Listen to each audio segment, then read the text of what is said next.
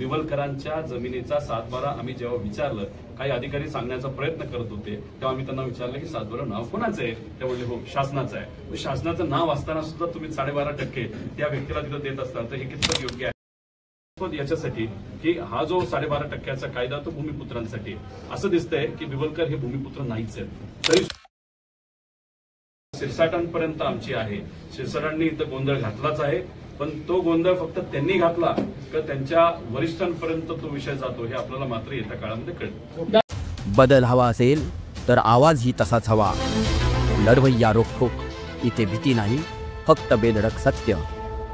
आत्ताच सबस्क्राईब करा. नवी मुंबई सिडकोवर महाविकास आघाडी तसेच राष्ट्रवादी शरद पवार गटाच्या वतीने मोर्चा काढण्यात आला. सिडकोच्या वतीने बिवलकरांना देण्यात असलेली जमीन, या जमिनीमध्ये अफरातफर करून ही जमीन लाटण्यात आल्याचा आरोप करत हा मोर्चा सिडको कार्यालयावर काढण्यात आला. रोहित पवार यांच्या प्रमुख उपस्थितीत सिडकोवर हा मोठ्या संख्येने मोर्चा काढण्यात आला होता. यावेळी या संपूर्ण प्रकाराबाबत तसेच स्थानिक प्रकल्पग्रस्तांच्या अनेक प्रश्नाबाबत निवेदन देखील सिडकोच्या संचालकांना देण्यात आले. यामध्ये रोहित पवार यांनी अनेक प्रश्नांवर सिडकोच्या अधिकाऱ्यांकडून उत्तरं घेतली व याबाबत लवकरच प्रशासकीय बैठक घेऊन या संपूर्ण बिवलकर कुटुंबियांच्या जमीन व्यवहाराप्रकरणी लवकरच हा भ्रष्टाचार बाहेर पडणार असल्याचे रोहित पवार यांनी सांगितले आहे.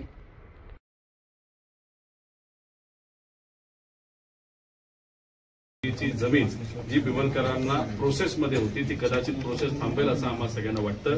पण तुम्ही खोलात जर गेला, त्यांना आम्ही जेव्हा विचारलं की जमिनीवर नाव हे शासनाचं होतं, कारण का 1975ला जेव्हा सिलिंग ऍक्ट आला होता ही पूर्णपणे 4000 एकरची जी जमीन आहे ती शासनाकडे गेली होती. बिवलकर परिवाराला त्या ऍक्टच्या अंतर्गत जी काही थोडीफार जमीन होती ती त्यांनी आधीच विकली होती. त्यामुळे एकतर क्लिअर आहे की शासनाची जमीन असताना सुद्धा ती त्या ठिकाणी 12.5%ने या बिवलकरांना दिली गेली. याच्या मागे कुणी ना कुणीतरी सत्तेतली लोक आहेत, पॉवरफुल लोक आहेत, सत्तेचा पदाचा वापर करून इथं भ्रष्टाचार करण्याचा प्रयत्न त्या ठिकाणी झाला होता. आणि आता चर्चा म्हणजे अधिकारी लेवलला नाही, पण 5000 कोटीची जमीन बिवलकरला देत असताना इलेक्शनच्या आधी काहीतरी व्यवहार हा इथं असणारे चेअरमन शिरसाट यांच्या आणि बिवलकर आणि कदाचित त्यांच्या पक्षाचा म्हणजे शिरसाटांच्या पक्षाला सुद्धा मोठा निधी हा इलेक्शनसाठी त्या ठिकाणी दिला गेला होता. म्हणजे जेव्हा कोड ऑफ कंडक्ट आचारसंहिता लागणार होती त्याच्या 15 दिवस आधी शिरसाट इथं आले. पहिली फाईल कुठली क्लिअर केली असेल तर ती बिवलकरांची केली.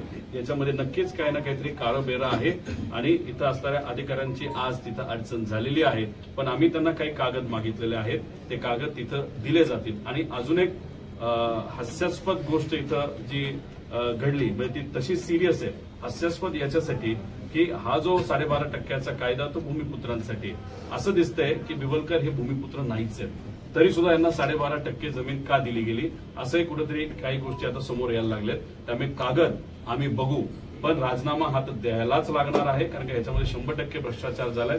पण कागदपत्र बघितल्यानंतर फक्त शिरसाटांपर्यंतच हा विषय थांबतो का हा राज्य शासनाकडे पण जातो हे मात्र त्या ठिकाणी क्लिअर सतत नाहीये. बिवलकर ते भारताच्या बाहेर आहेत, कदाचित ब्रिटनला असावेत असा अंदाज त्या ठिकाणी आहे.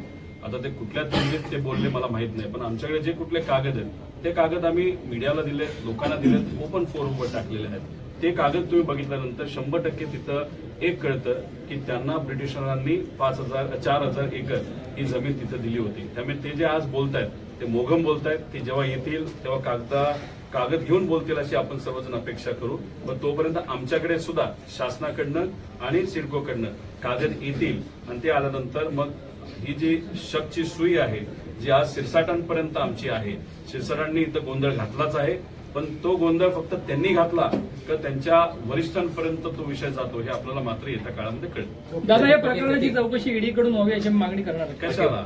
ईडी हे विरोधकांसाठी असते, सत्तेतल्या लोकांसाठी नसते. हा ईडीकडे हा विषय गेला तर ते टाइमपास करत बसतील, तिथं कुठेही काही निर्णय लागणार नाही. आमचं मत आहे कागदपत्र क्लिअर आहेत. त्याच्याच बरोबर गवई साहेबांनी मे महिन्यामध्ये 2025 मेला एक निकाल दिला होता. शासनाच्या ह्या कुठल्या जमिनी ज्याच्यावर शासनाचं नाव आहे, बिवलकरांच्या जमिनीचा 7/12 आम्ही जेव्हा विचारलं काही अधिकारी सांगण्याचा प्रयत्न करत होते तेव्हा आम्ही त्यांना विचारलं की सातबारा नाव कोणाचं आहे? ते म्हणले हो शासनाचं आहे. शासनाचं नाव असताना सुद्धा तुम्ही 12.5% त्या व्यक्तीला तिथं देत असाल तर हे कितपत योग्य आहे?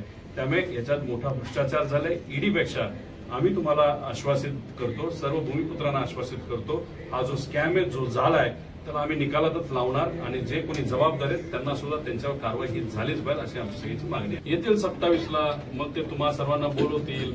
तिथून कुठला तरी एक व्हिडिओ काढलाय ते काय बोलतात त्यांनाच तिथे कळत नाही. विरोधाभास आहे. ते म्हणाले की जमीन अजून मला मिळाली नाही, कोर्टात विषय आहे. मग कोर्टात विषय असेल तर मग ही जमीन दिली कशी, असे अनेक प्रश्न तिथे निर्माण होतात. त्यांना कुणीतरी स्क्रिप्ट पाठवली असावीत.